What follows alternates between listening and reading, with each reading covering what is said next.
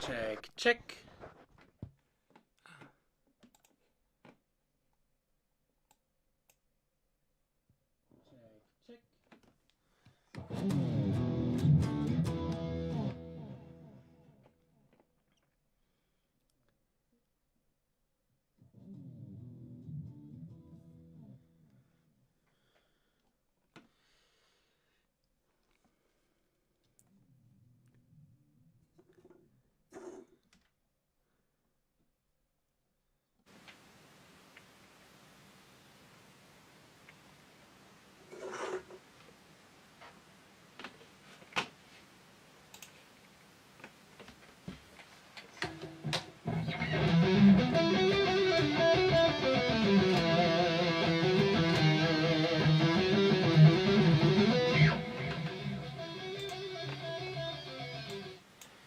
Okay.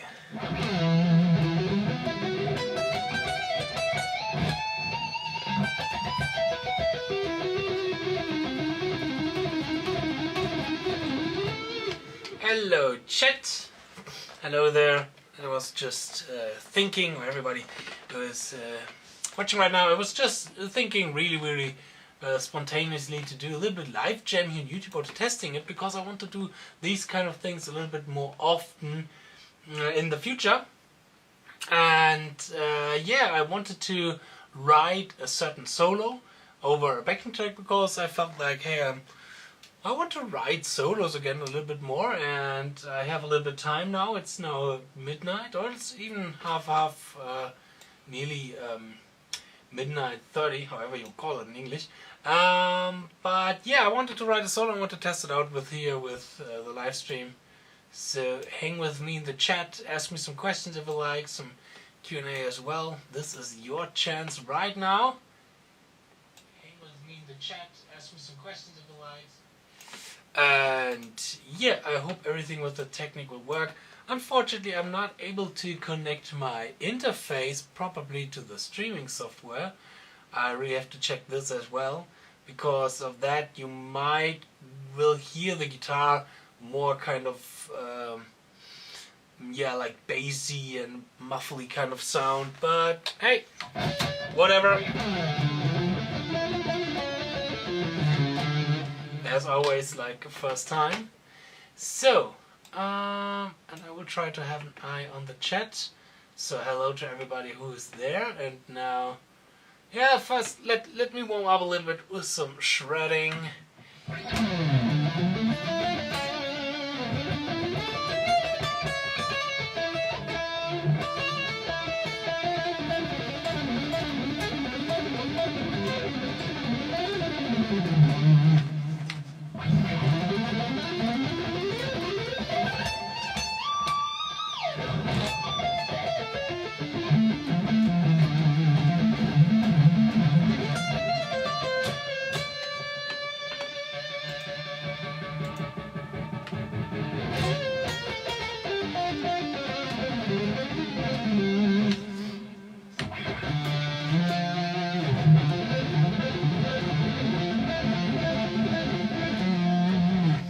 Ingrid is of course as well here. Say hello to everybody. Ingrid, do you need some space to lay down? The other cat is also lying on the table right now. So let me make a little bit space for Ingrid. Get this stuff here away as well. It's not really cleaned up my room right now. Yes, chat, say hi to Ingrid. Ingrid. Alright. So let me try how it sounds when I will start the backing track. Luckily I can hear it with a little bit of delay in the live stream as well. Let's see if you can hear the backing track. So let me try how it sounds when I will start the backing track.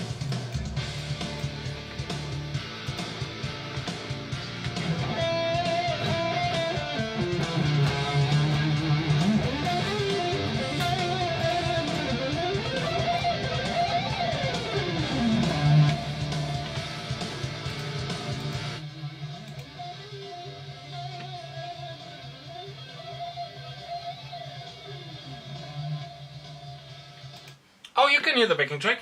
Nice, and the guitar. Alright. So yeah, I have this backing track here called Epic Melodic Metal backing track in D minor with a tempo of 135 ppm, which is quite a nice tempo to play some 60-note triplets. 30.5 notes per second then. And yeah, I was just jamming over it, and then I was thinking like, okay, hey, why not writing a full solo over it with you together in the live stream? I started with a little melodic idea, because the goal here is as well to write a solo that it's really based on melodic ideas, on a melodic approach, and also motifs. Motifs are always really important for me when it comes to writing a solo. Let me switch that here real quickly while I'm talking. Yeah, as I mentioned, motifs are really important for me when I'm writing a solo, and also the development of motifs are really important for me. So I always try to incorporate this as well in when I'm improvising, but definitely when I'm writing a solo, and definitely when I have a little bit more time of a solo. Now with this backing track, I want to play like 2 choruses of one solo, of that solo, which is like 2 minutes long or whatnot. So let me now check the backing track again real quickly. I can do this.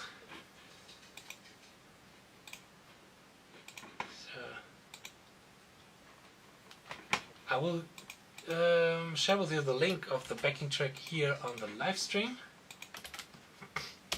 There you go. Hey, why can't I see it? Is my live stream even on? Let me check something real quickly.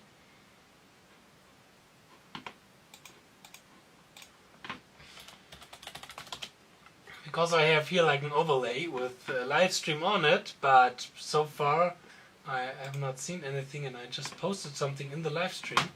Why can't I see it? And my mouse is making me so angry because it's really buggy and view channel.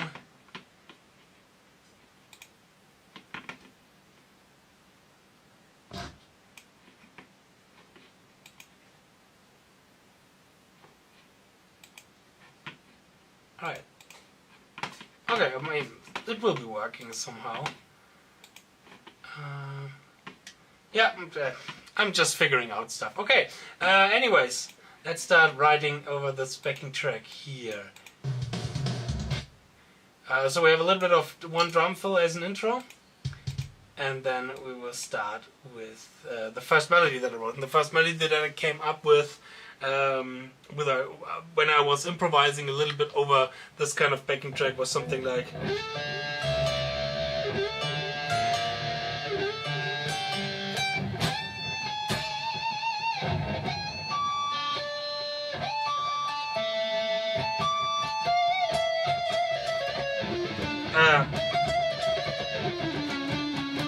Something like that.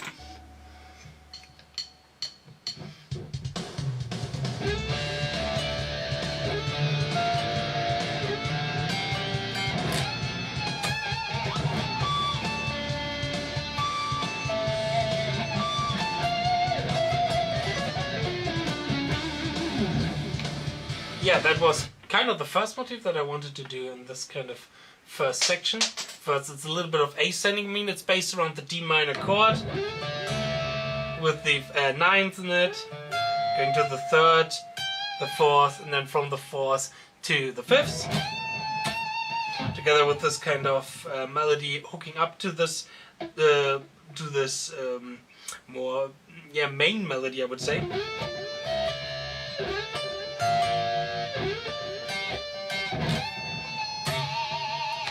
And then in the second part of the melody as a counterpoint, it's something in reverse, like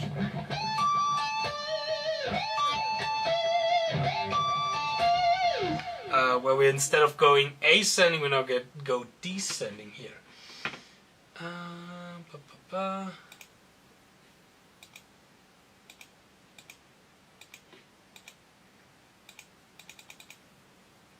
Alright. And after that I want to do a little bit of more kind of rhythmical thing, and I want to also add to this D minor backing track some more notes that spice up D minor.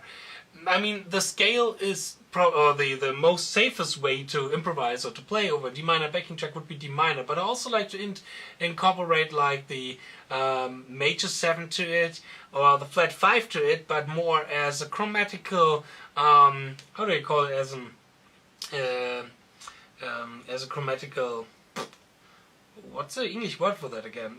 To play around that certain note, to not see the major 7 and the flat 5 as really notes that has the same weight like every other note from that scale, but more like I don't know the English word right now for it, but more I'm using these notes to play around the more important notes, which are of course the chord tones, etc. So for example, we can do something more rhythmical like this.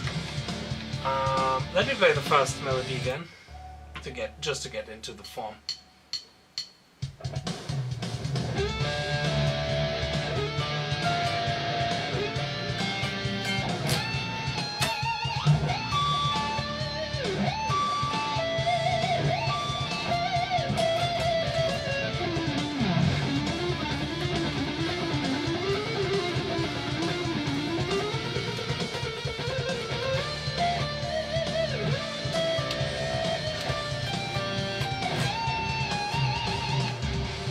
Alright, that's absolutely the fight music right here, because Mowgli, I wish you could see that.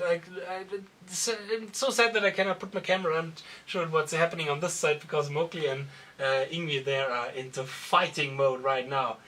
Okay, guys, could you please fight anywhere else and not while I'm trying to write a solo?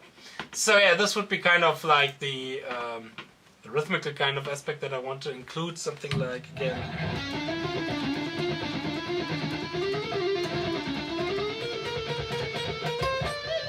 And then in the last part of the first form of the first A section of that backing track, again going back to the motif, something like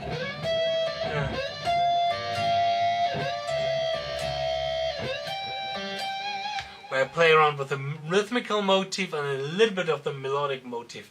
Because the rhythmical motif are always like 1, 2, 3, 4, ba ba ba ga, ga da da da. That's our rhythmical motif for this section so far. I have this rhythm and in the second part as well. And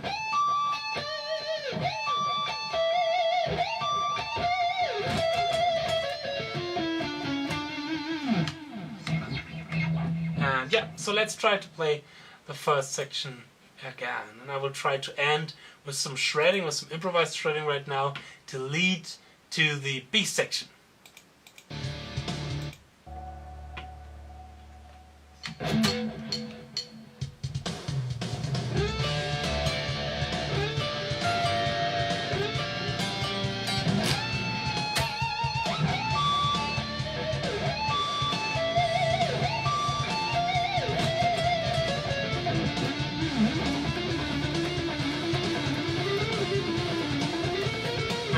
No, that was not quite what I want to do. Let me try to do this again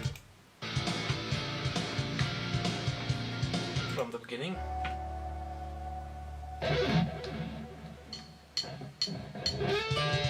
Hoppala!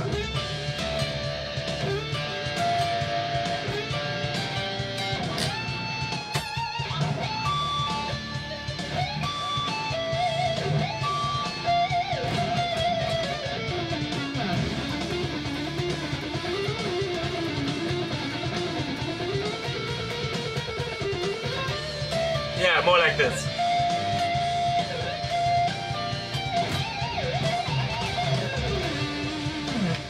Something like this, yeah. Not the best take, but something like this. Yeah, you get to have this kind of rhythmical kind of motif there as well, which a little bit shifts when going from... There the accent shifts a little bit. I don't know yet what it is exactly, because I'm more improvising it. I would figure out something like that when I would really write that down in Guitar Pro or something like that. But for now I'm just trying to figure out what can I play, what motifs will work, and all this kind of stuff. And I hope everything is working with the chat. If anybody of you watching right now would be so kind to just say hi in the chat so I can see if my UI from YouTube Live is working with the chat, because it's the first time that I'm doing something like this here with this kind of format. That would be really, really awesome. But other than that, let's continue. Now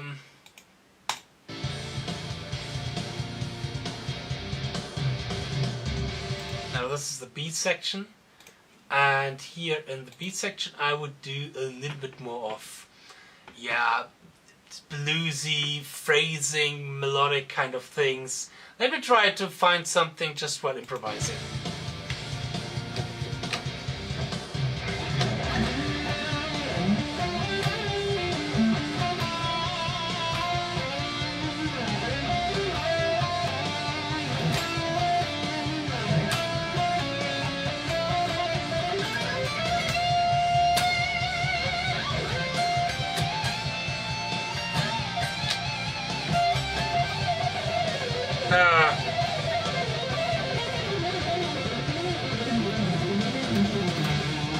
Yeah, something like that. There was some melodic potential in there that I really like. Let me try to do this again.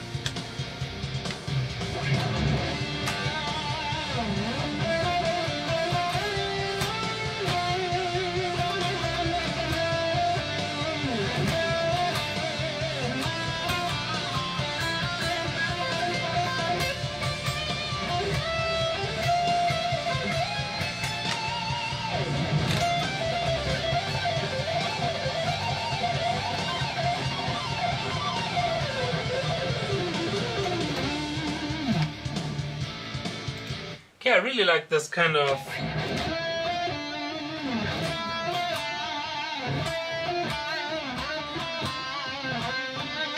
melodic thing. Maybe I can do a little bit more out of this.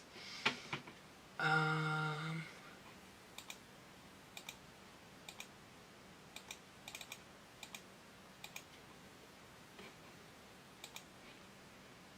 me try that again.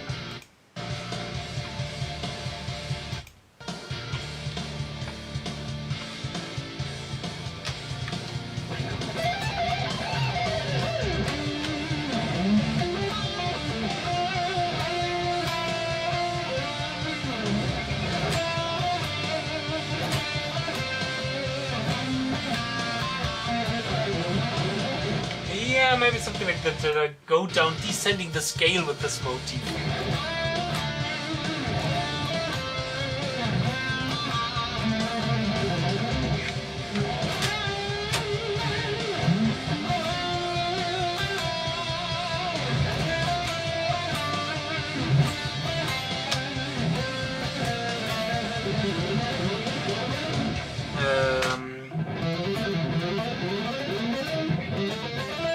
That's always a tricky kind of jump.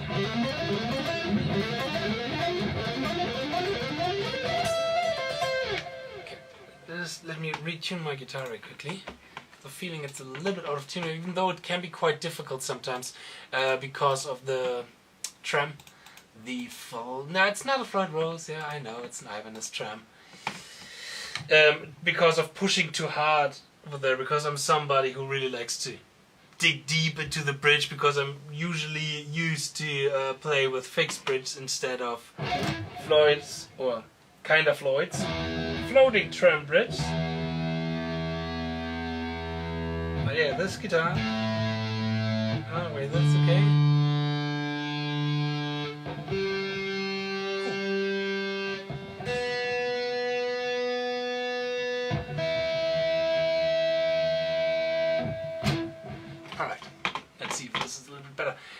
That's another really weird thing about having cats on your table. I have absolutely zero space to move my mouse around.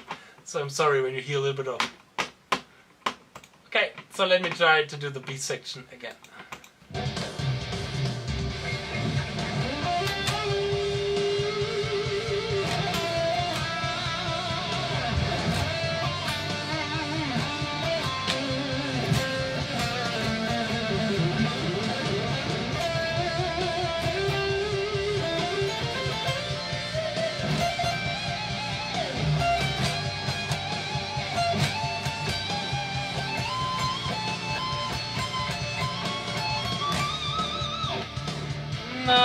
know if I'm the biggest fan of moving around that motif. I think when I'm repeating that motif with the same melody, it creates a little bit more of tension there. So let me try to do that again.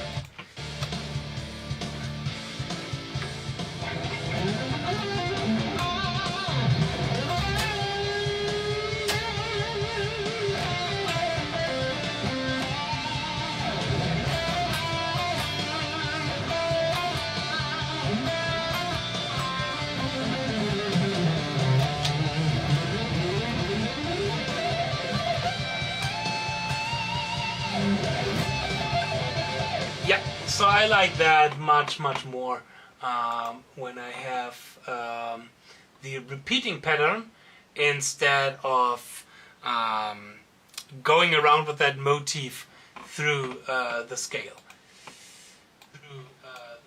Alright, just checking if everything's working. Alright, so let me try to jump that again.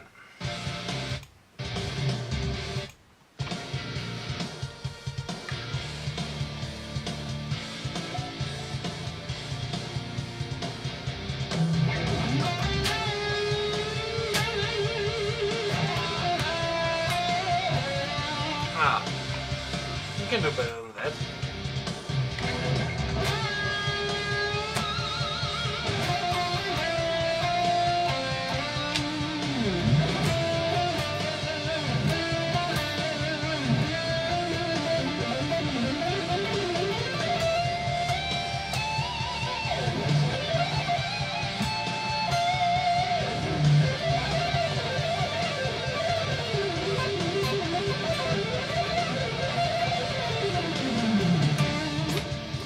Alright, let me try to do this with the beginning. And if you have any questions or whatnot, you can always write it in the live stream. But I don't know, for me it looks like that my live chat, nothing is showing me here. So, I don't know if that's working or not. Maybe you guys are all writing it, or maybe nobody's writing in it. Maybe it's in the evening. So,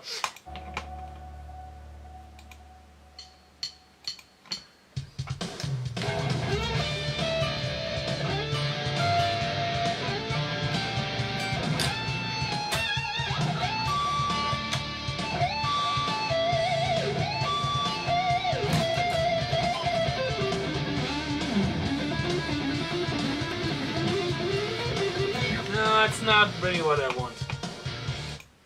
That one motif was bringing me a little bit out of my strategy.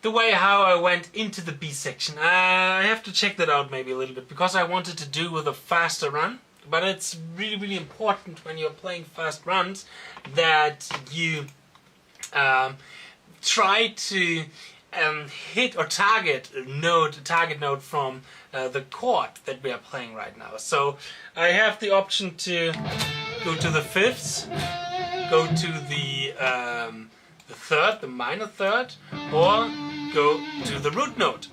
And I'm coming out from, let me see.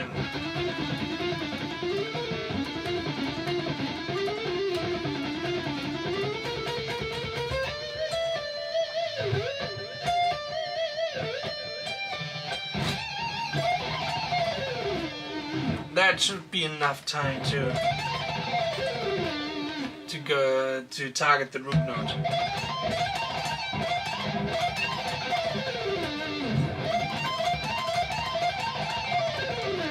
Yeah, let me try that again.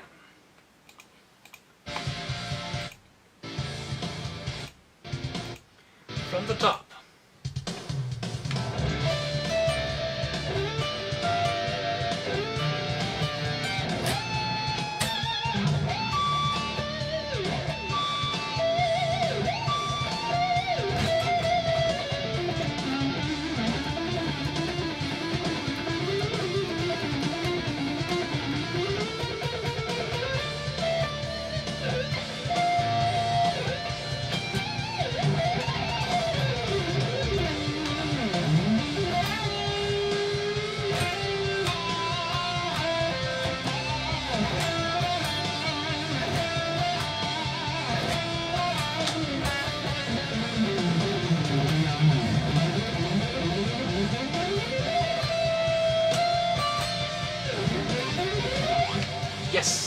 something like that. But going into the right direction. I was not the biggest fan playing the minor major 7 arpeggio there. It was a little bit too much outside. So I rather tried to go scalar to the D, do the descending thing.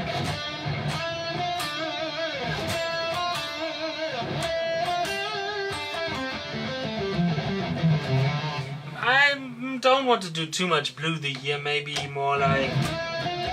Sorry?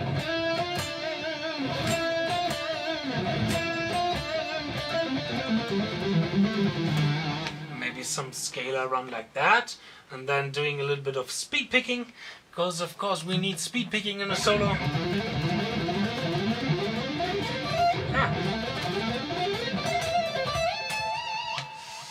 But where should I lead the speed picking section? I would love to do something that usually that I did a few days ago when I did like an improvised jam over something which resembles the what's called Black Star from 𝗗𝙗𝙦𝙗 Malmsteen track, or the backing track of it, and there I did something like this.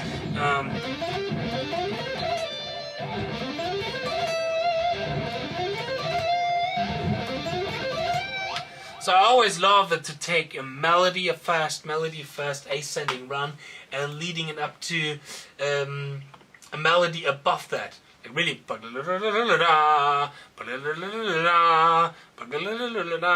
really love this kind of classical approach to this.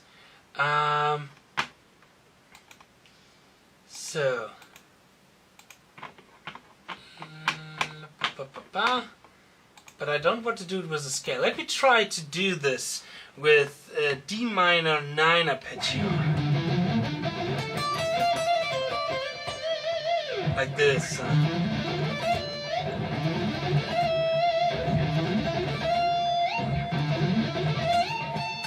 Something like this. I'm just improvising right now.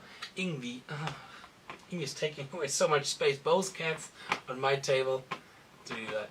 So I have an idea how I can check really quickly if the live stream is working or not, because again I cannot see anything here, and they're telling me something about the chat frequency. So let me grab my phone really quickly, because I have it on a docking station, a loading station, and then I can check with my phone. So I will be back here in, yeah, just not even a minute.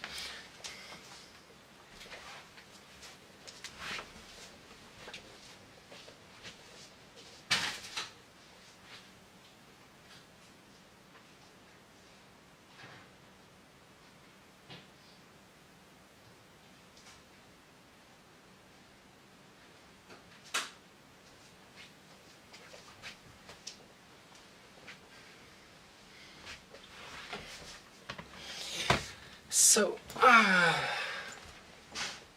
let me check really quickly here on my phone when I go to the YouTube app, and then go to my videos. There's actually a live chat. I can see it here now. God damn it. I'm so sorry. I'm so sorry. Alright. Let me go through it really quickly.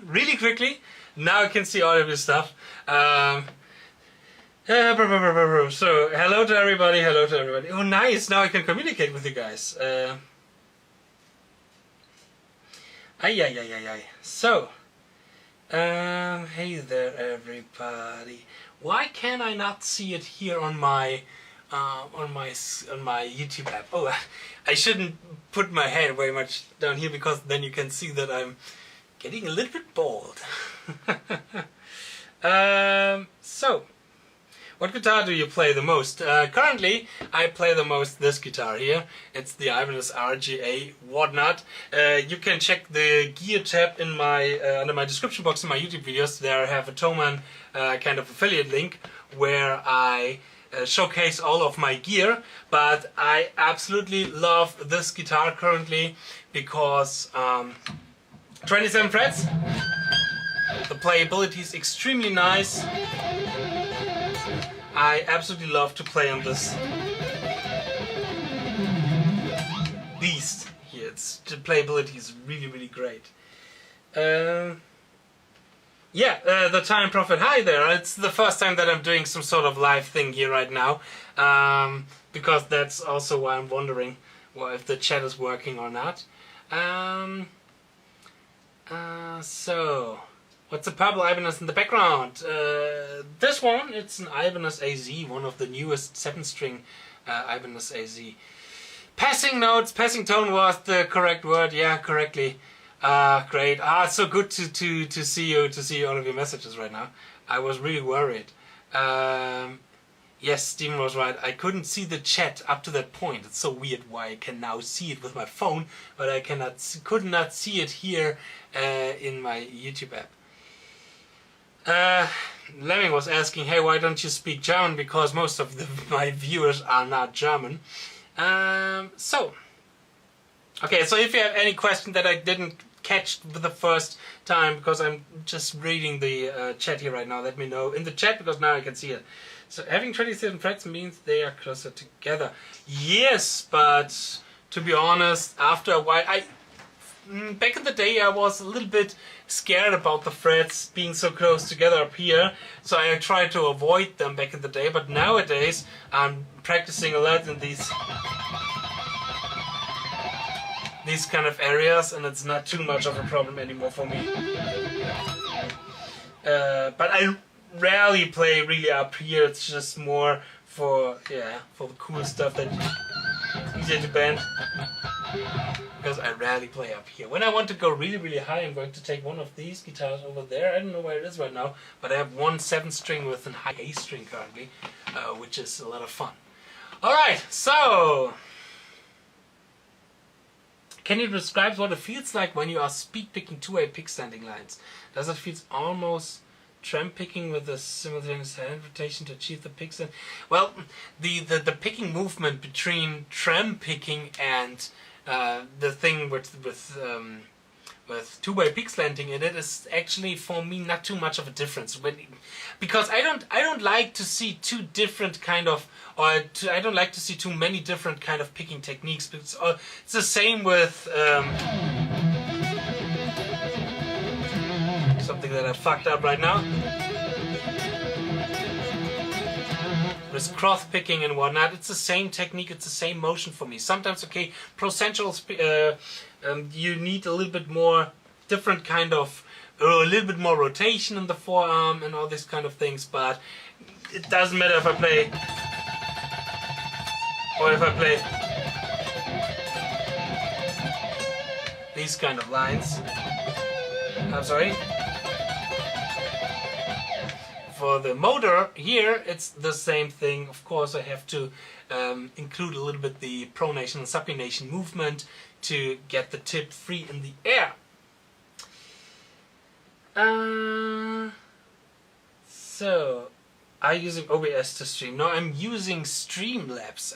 To be honest, don't know what is better. It's, again, for me really the first time doing these things, and I would love to do something more in the future, but OBS is also the program which I record all of my videos with. I have a setup where I have these two cameras connected to one unit that goes into OBS, and then in OBS I can record everything as one file, and I don't have too much work with editing. So, alright, let me go back to the solo really quickly before my fingers are getting cold, and let me try to play it from the top and then to see what I can do a little bit more out of the end from the B section.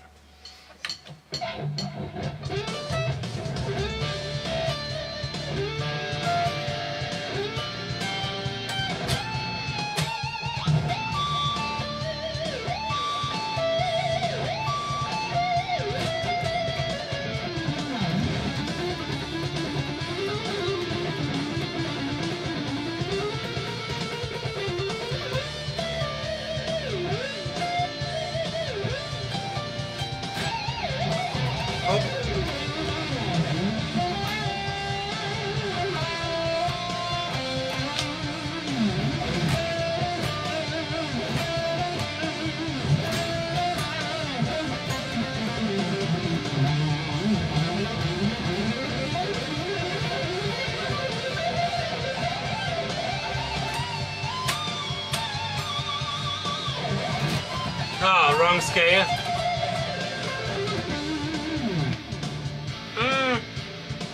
Maybe it was a little bit too much picking in the end. Maybe I should cut a little bit of that picking rant and try to do that idea that I had before I realized that I have a chat. Are you planning to do more Jason Becker cacophony lessons in the future? Yes, for example, for my Patreon, I'm currently working on some more Marty Friedman lessons, and I started learning a little bit of that stuff. It was just because of my Patreon. There's right now the Marty Friedman month, and I was checking out just the tabs of some certain songs like Speed Metal Symphony and what's the other one, Concerto, etc. And it was a lot of fun just checking out some lines, etc. Maybe I will do this in the future here in this kind of live format. I think this live format could be pretty cool to learn songs with you guys together. How pronounced do you feel the pick standing rotation when you're doing it? It's okay, that's not too much. It's not really over exaggerating like this, it's really a little bit. It's more like we have here kind of the parallel version, and then this is my upward pick slanting, and this is my downward pick slanting. So it's not really much. And it's so small that even people are asking sometimes, say, do you even do pick slant? It's like, yes. But it's really, really small movement.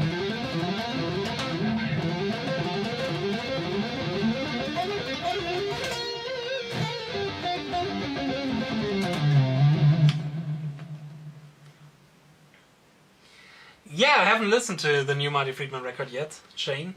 I'm currently catching up with all the old stuff. To be honest, I was really never into Dragon Kiss, but nowadays I didn't have the chance to listen to the whole record, but now I really like what he's doing in Dragon Kiss. Dragon Kiss? Is that the right word? I don't know. Yeah, I think it was Dragon's Kiss. Scenes is a little bit of a weird record introduction as well. And then I realized that he also released something in the 90s, but it's now on Spotify, so I have to check it on YouTube.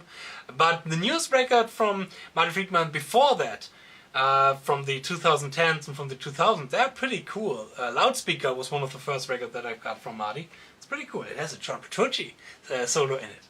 That's always good. So, okay, let me try again to cut a little bit the speed picking section and the B section and try out that idea that I got with the line ascending to a target note.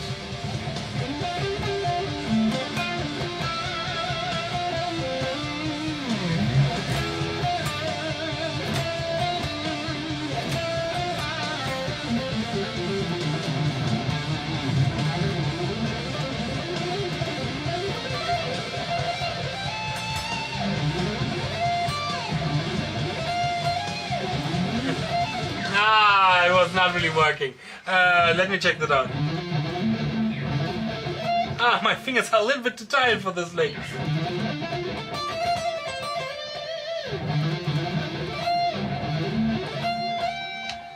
Maybe I should do this as a run. Let me try it out as a run, because my fingers are not really working right now with that lick. Maybe it's because I'm too excited to finally see the chat and finally can talk with you guys.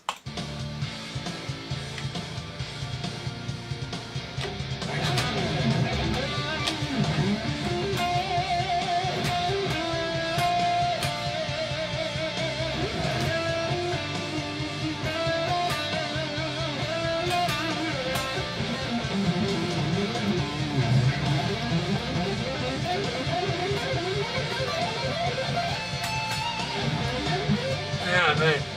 Well, I have to find out the timing. 1, 2, I have to start on the 3. 3, 4. 1, 2, 3. Close.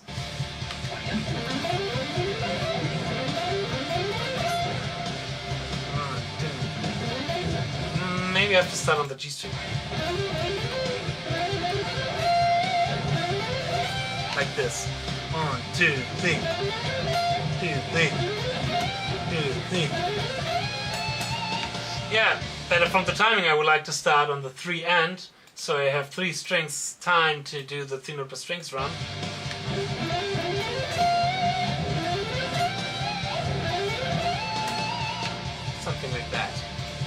Oh, thank you very much, Shane.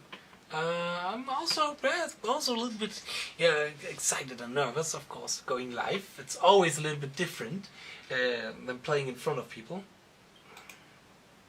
Which is a DAW of choice. I use Reaper. I use Reaper too. I really love Reaper. So, okay, the end of the B section may be something that I have to check out a little bit, but I have an idea for the next A section. Because I want to work a little bit with these kind of arpeggios. I came up with this kind of arpeggio idea this evening while I was waiting for my mates playing video games, and I have to wait for them. I grabbed a guitar and just playing around and had the idea of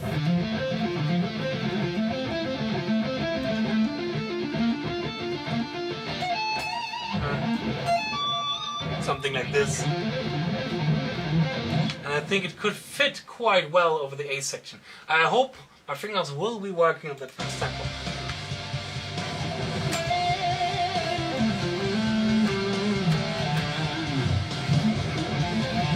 Oh, it's not the A section yet.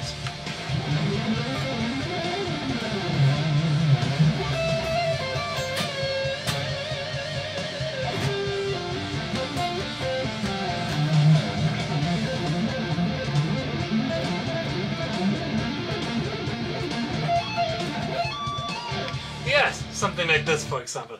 Whoo!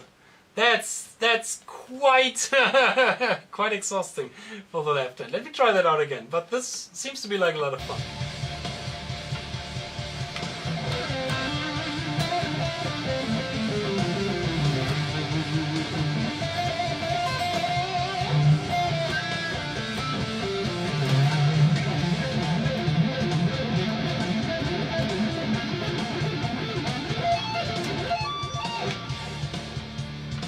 Okay, what I'm doing here is I'm playing over the D, because that's the chord progression. D, going to A, going to B flat. And I'm playing D minor 7, going to F major 7. Now F major 7 here superimposing over A, which means I create an A minor 6 sound out of it, because the F is the minor 6 and the rest of the arpeggio of the F major is nothing else than the A minor triad. So we have the sweep arpeggio, and then I want to play D minor over the B flat, as well as superimposing a B flat major 7 arpeggio. So let me try that again.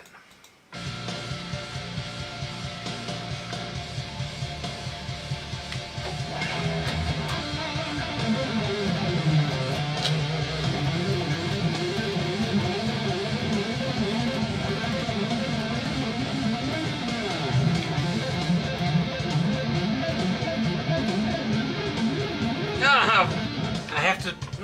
My thumb was not. So I have to put my. I have to switch from my thumb to here. Which is quite a jump.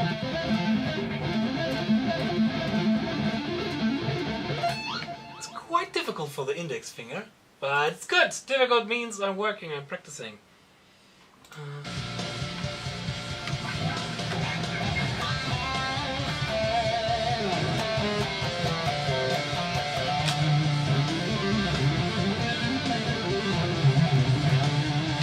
Okay, let's try that out again.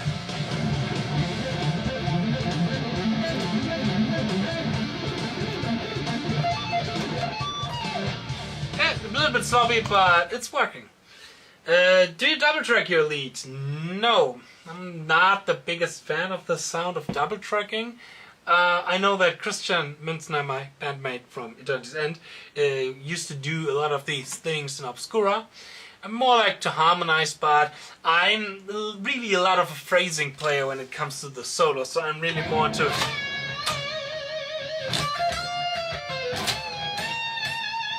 those kind of things, and to double track these is, I would say, not so easy.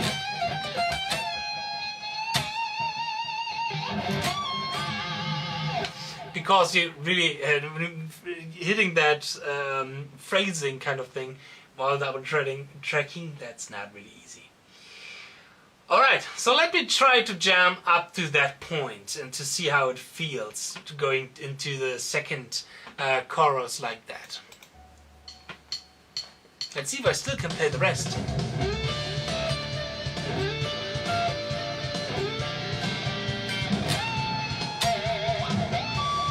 Whoopala.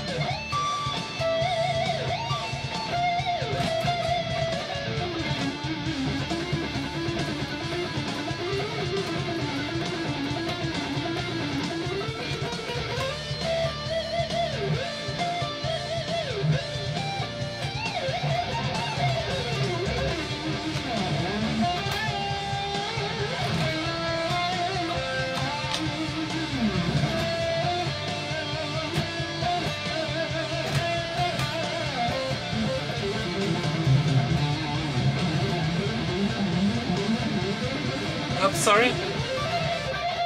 Oh, Ingvi. Oh, okay. Yes, I know. You want your full attention, huh, Ingvi?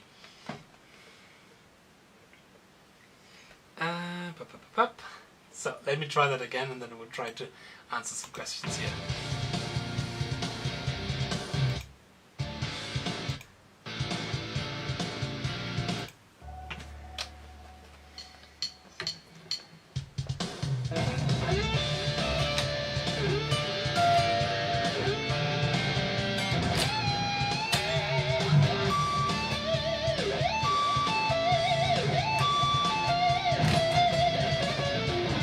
I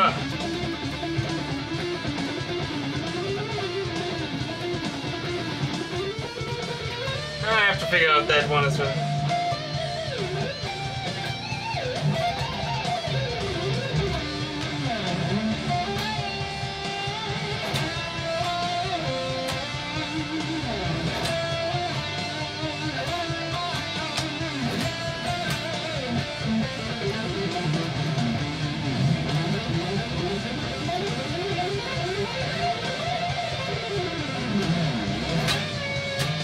I forgot what I wanted to do next. Yeah.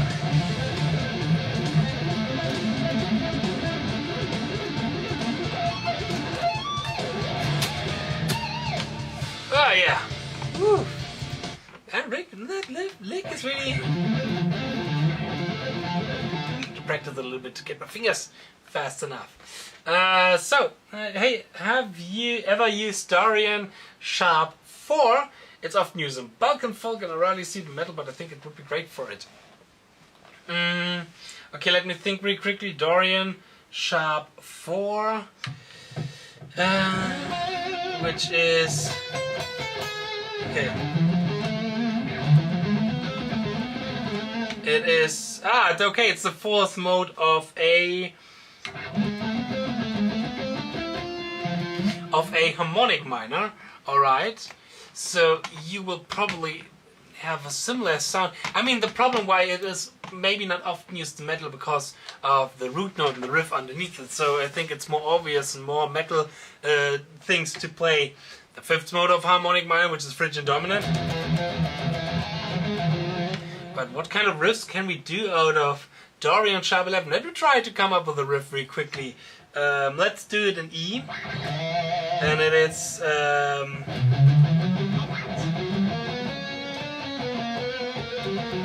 And it's B harmonic minor, and we can do something like that.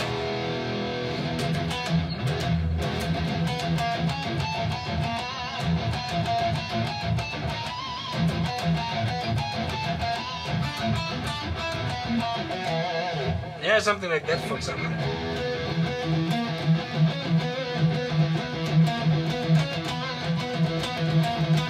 That's actually pretty cool. Yeah.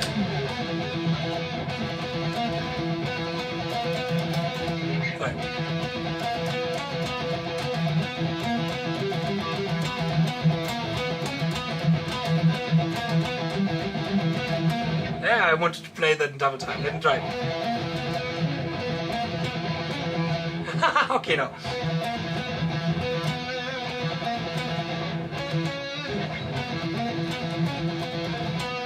Yeah, but it's actually a pretty cool scale.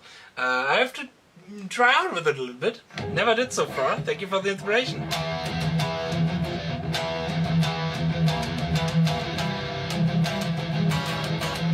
Yeah, that's cool. It's a little bit open thread.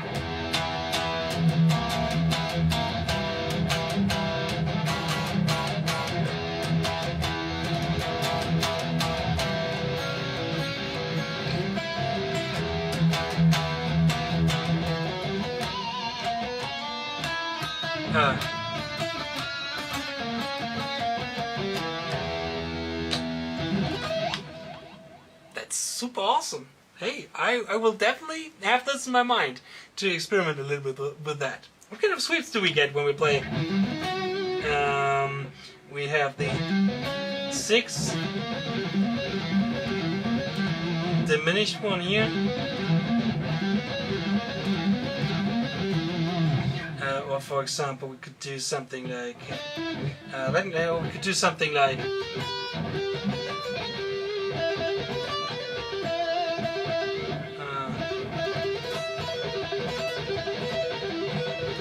yeah, that would be also Dorian and Shabbat.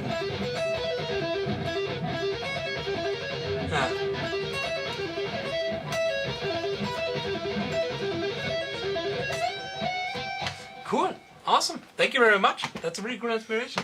So let me try to get my handy because my mobile phone because Ingvi is blocking it.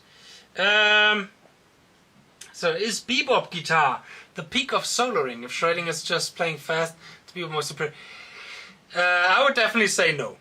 As somebody who has spent 4.5 years in his career to only play bebop guitar, which I did from 2012 to around 2017 while I was studying jazz guitar, I can tell you I love bebop guitar. I love it, but it's often there's a lot. Often people think that there's more thought behind it than it actually is in the end. It's super easy, or one of the things that I've learned is always trying to find ways to play around things, you know, that it sounds kind of more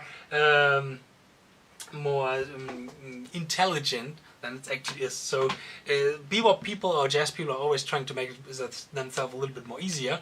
I wouldn't say that it's a superior kind of thing, no, because all the shred stuff, for example, has a little bit of different focus on what is important or on what's difficult there. And I wish that some jazz guy would have more knowledge about technique. I think that's a little bit of a problem in the university scene here in Germany, especially from guitar educators, that they don't know anything about technique sometimes. Yeah, maybe we can change that in the future a little bit.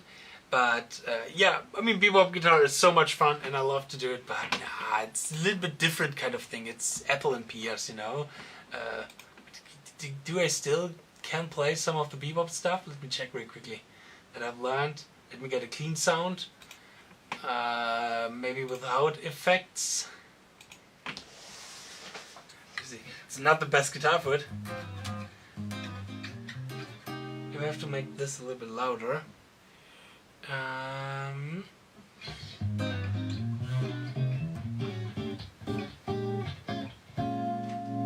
have to do the tone volume down.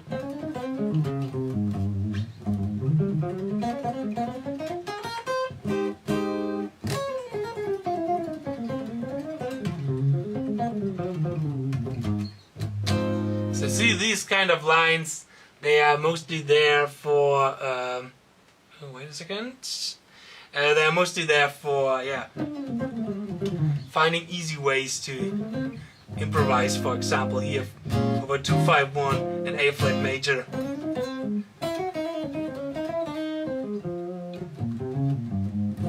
It can be a little bit more lyrical, but there I would say more on the ballads of jazz music. And there are some really great ballads in jazz guitar.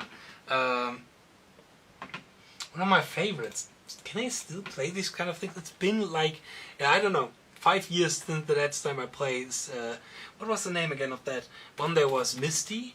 Misty is a really great ballad. is the real book. Let me see if I can find the notes real quickly.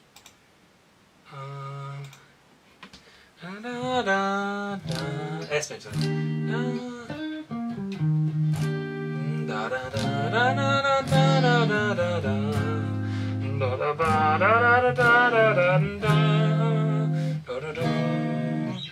I've got Misty.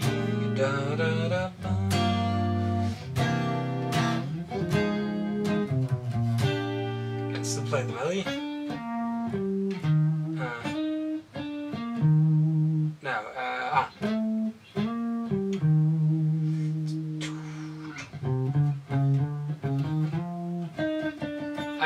I don't know the melody right now, but that's such a beautiful tune.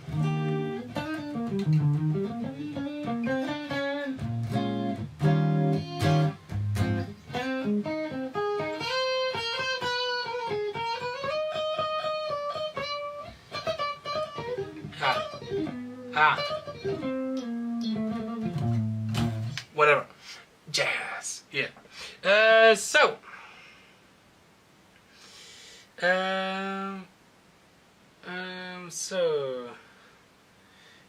Houston, do you take your wrist on the bridge or is it free? I have my wrist always on the bridge. Let me get back to my shred tone after some jazz. Oh no, it's way too loud. I always have it on the wrist to mute the strings below the string that I'm currently playing. So it is mostly like this side, or when I'm on the E string, it's even a lot of this space from my arm. That is here fully muting the strings underneath the string that I'm playing.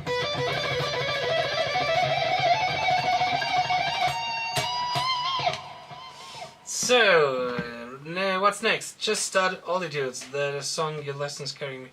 Oh, thank you very much for checking out my videos and that you trust in me to teach you this really cool arpeggio section. Reason I'm asking is folks like Sean Lane, Holdsworth and Guthrie all seem to prefer bebop style of playing. I mean, it is definitely inspired by these kind of things. The one that I mostly would call more bebop there is Sean Lane. I mean, Holdsworth has his own kind of world, and Guthrie is coming more from the rock side and has, of course, bebop influences in it. And there, I mean, Holdsworth is more inspired by, of course, like the big bebop guys. And especially Coltrane. Coltrane is a huge influence for him. I really like Parker. I used to be really obsessed with Parker. I have the Parker Omnibook, it's called. It's where all the solos from Charlie Parker is transcribed. I went through that a lot of times. Really huge Charlie Parker fan. His music has so much energy in it. So yeah, they're definitely influenced by bebop. But when it comes to bebop players, I would really go into the jazz kind of scene. So Pat Martino, huge influence for me. There were two bebop guitar players that I loved. Doug was one name, and it was a father and a son. I cannot remember the names anymore. Doug something, and Jimmy Rainey, something like that. Let me check that up real quickly. Jimmy, and I think Doug was the son. Jimmy, jazz guitar player, Doug. Let's see. Doug Rainey, and Jimmy Rainey. And introducing Doug Rainey, this record, it's super awesome. That's something that I can highly recommend. Introducing Doug Rainey, spelled R-A-N-E-Y. Not Epsilon, that's German, Y. I'm sorry, I'm switching between Germany right now. So these are really great bebop guitar players. Tal Farlow, Joe Pass, all these kind of guys. I can't play without the thumb is where that with the I like Virgie and Hendrix. How tall is Mr. Justin? How tall am I? I'm Sinister Mephisto. I am 185 in meters, so 1.85 m. I think it's in foot. It is already 6'0", 6'1". I don't know. I rest my wrist on the bridge too. Jazz Jan. I've been able to decode and string stitching technique. He wants to not the way track right. Yes, during sharp 4 is not used in the whole progression. It goes like here. Ah, okay.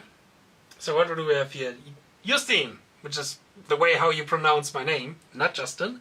When you are doing pick sanding, how stiff are you holding the pick? My style is kind of like knitting, and I flex my fingers well,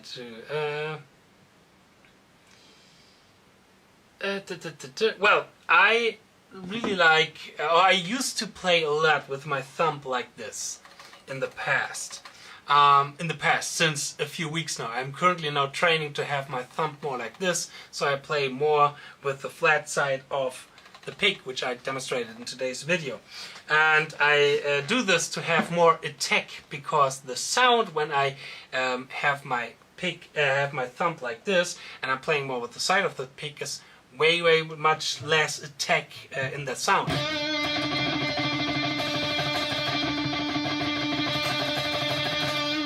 Of course, a little bit over exaggerating here right now, but you get the point.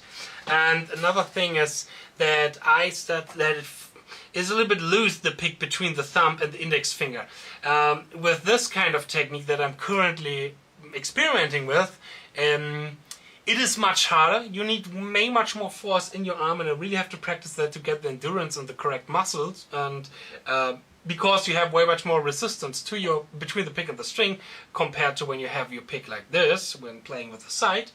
And so I need a lot more force. I have to push a lot harder, but I see potential in there, because I see this kind of technique as well in other guitar players like Anton Operain, like Stephen Taranto, Baxter, all of my picking favorites right now. So, check the jazz guitarist who can't play the melody of the tune from the lead sheet. Yeah. I mean, hey, come on. I don't know exactly who's writing this. It's been like, I don't know, 7 years since I did the last time like real sheet music reading. And I'm not that good anymore, and it's fucking 1:30 right now, and I'm a little bit tired. So, hey, give me some space here, yeah? I mean, when I really take my time and see, okay, it's a B flat, and then we have, the screen is so, wait a second, I have to, because I cannot see the line here. Yeah, it's go to the D then, and we have the G before that, and everything, yeah. When I have my time, it will be working, but hey, come on, it's like a few years since I did the last time real sheet music reading. And I never was really good in it. I mean, I'm a guitar player. We are not good in sheet music. At least then it's not tabs. Alright. I pick like Sean Lane, something is too confusing. Okay, how is Sean Lane picking? That's my question then. Hi, I was seeing your guitar video. I have a question. I want to buy a guitar around 600 euros or more. Does LCDs good? I like V guitars. Okay. It's a little bit of a confusing question right now. But I assume you mean LTEs, the ESP version. LTDs, sorry. So there's only one correct answer to this. Obviously it's Ibanez, Kaching, and yeah, in my personal experience, Ibanez has so many great guitars in around 600 euros, 500 euros that you can shred on, but no real flying V's actually.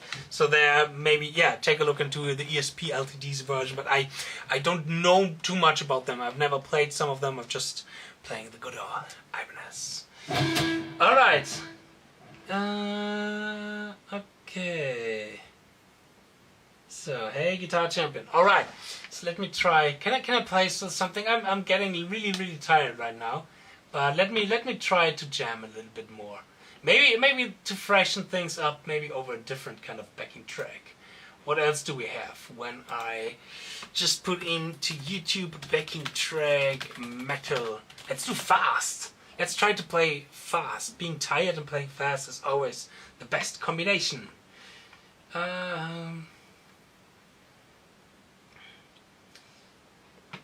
Hard uplifting rock guitar backing track in D. No, we already had D. Tasty hard rock guitar backing track jam in C sharp minor. C sharp minor, beautiful key. Let's do this. Allow me to reintroduce myself. And first, let me skip my Gemini app. Yes, I know. Google is great.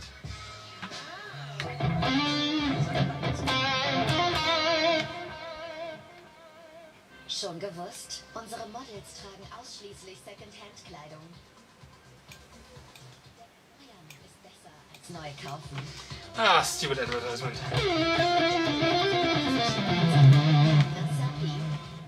So now, tasty hard rock guitar backing track jam in 𝙬𝙀 minor.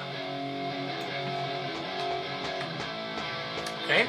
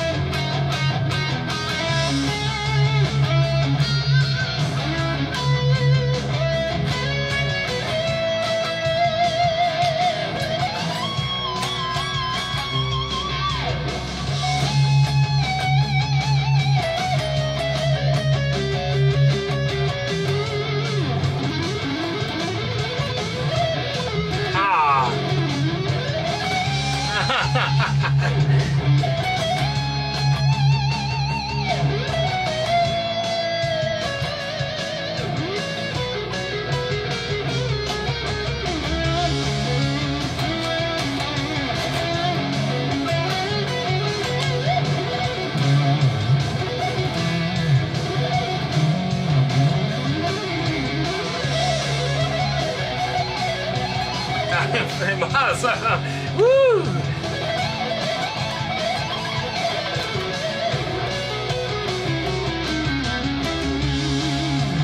Okay, my fingers are definitely getting way too tired for some shredding right now.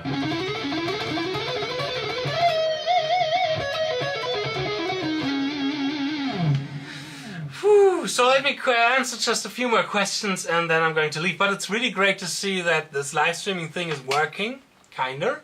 That I now know how to see the live stream and the chat, and then I will definitely do something like this more in the future because I really like the interaction between, it's virtual you and the camera and not you having in front of me. It's still a little bit weird and it's still different, and I'm still, believe me, I'm really a little bit nervous as well doing these kind of things. So yeah. So, ja, Valentin, hau dich mal aufs Ohr. Gute Nacht, du. Und lasst uns mal irgendwie bald mal was machen. So, let me answer some more questions for the end. So, you write lovely tunes. How did you get so good at them? Practicing, probably. Practicing the right way, which I try to teach as good as possible here on this channel. So basically everything, how I learned something, I don't make any mystery or any secret out of it. I mean, in the ZEN of Speedpicking, I have no real secrets in the ZEN of Speedpicking. It's no like that there's a paywall that you have to get more knowledge or more information. It's more like there I have a plan on or strategy on how to improve. But the way how I improve with all my different kind of practice routines, everything, I also put here as good as possible on YouTube. So this is my goal, basically. Sharing my experience here, let me switch my camera a bit quickly again. Sharing my experience here to make you hopefully a better guitar player. And to become a better guitar player, because there's still a lot of things to do. My biggest problem is getting lost on the fretboard when I change keys. Yeah, that's really not too easy. So first of all, I think one of the best exercises or the best methods to, in general, learn your fretboard is to change or to solo over chord changes. seeing how different chord changes goes from one chord change into the next chord change, and then understanding it all in intervals. Intervals was for me the absolute game changer when it comes to improvisation. So I rather see things in intervals than, for example, in scales or this kind of stuff. For example, I'm not the biggest fan of something like the Japanese pentatonic, the Hirayoshi scale or whatnot. I rather see this as, okay, it's the 1, it's the minor third, it's the 4th, the 5th, maybe the minor 6th, or etc. etc. I rather see things in intervals, and this really changed a lot for me. And then I'm also really kind of a visual learner, so I love to see things in patterns, in 3-note per strings patterns, and the cage pattern. I'm having a little bit my own kind of approach in there, but the cage pattern is really, really great if you want to learn the best patterns or the best visual tool to combine scale with arpeggios. Then it's definitely the cage system. And there I can only highly recommend all the stuff that Martin Miller is doing. And yeah, and then more and more trying to see the connections between the scales. For example, what I really like to do is when I have to change between C major and A major, then I like to see, for example, in A major, I play A major.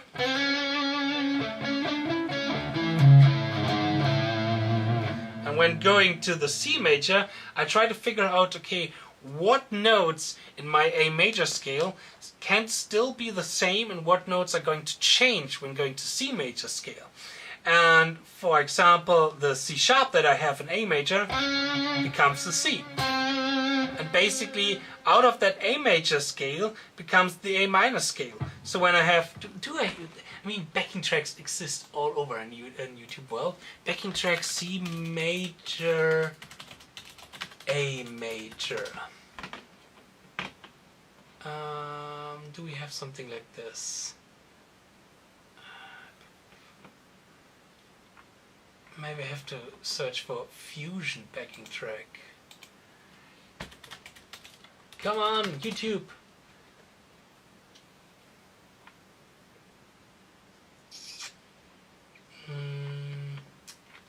No, I can't see anything right now. Maybe I will check like modal backing track. Modal backing track. Maybe I will find a similar chord progression. So let's do this. Let's do C minor 7 going to E flat minor 7. Das Virus hat Affenklingen. Yeah, and Disney Plus advertisement. All right. So for example, when I have C major 7, F flat major 7, one of the first things that I would practice is, which is not the most elegant kind of way, is to change the different, or to switch, or to jump with the different finger patterns, like for example from this finger pattern, going to the same finger pattern like this, but only in E flat minor.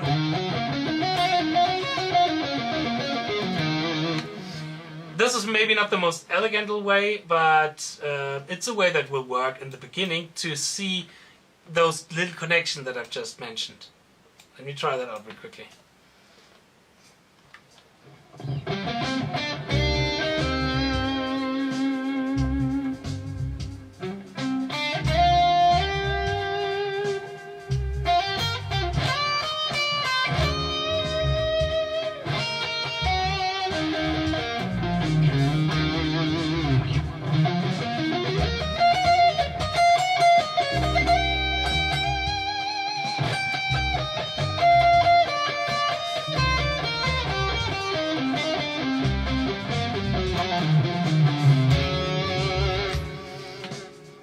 Here, for example, I now know, okay, the E flat is the same. We have the E flat in C minor 7 and in E flat minor 7, so I can stay with the E flat. So the E flat, for example, for me is one of these transition points from one scale to the next scale. But just one real quick thing before I continue to the next question, because this is a really big question, you can also see it like E flat major going to E flat minor, because E flat major is a parallel major scale, and it's not the parallel major scale of C. Oh no, it is the parallel major scale of C minor, and so this kind of transition can help as well a lot. So E flat minor 7. Not the best fusion sound. Going to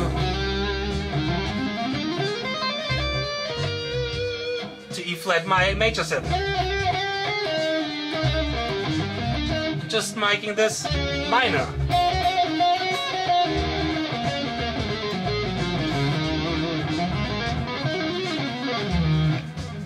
Or not. So this is one of the approaches that I often use when it comes to these kind of tricky key changes. All right.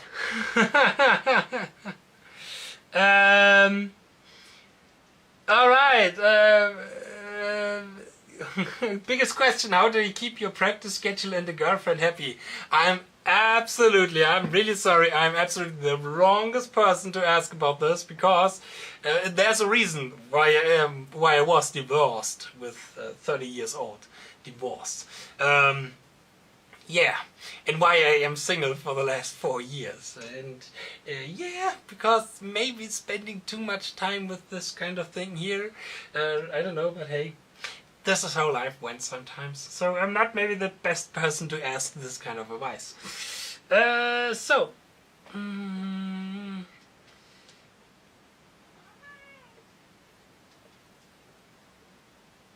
Alright guys, so I would say I will quit now with this, because that was all, I believe. But thank you very, very much for joining here this live stream. I will now, actually my practice routine now stands that I have to practice my picking now.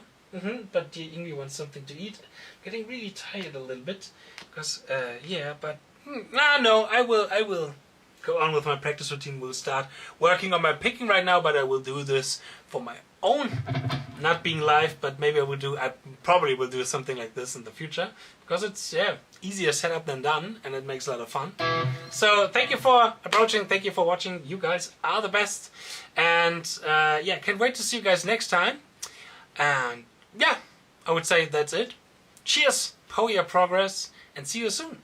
Bye bye. So now, how am I going to end this kind of thing here? The live stream. Alright, this way. Goodbye.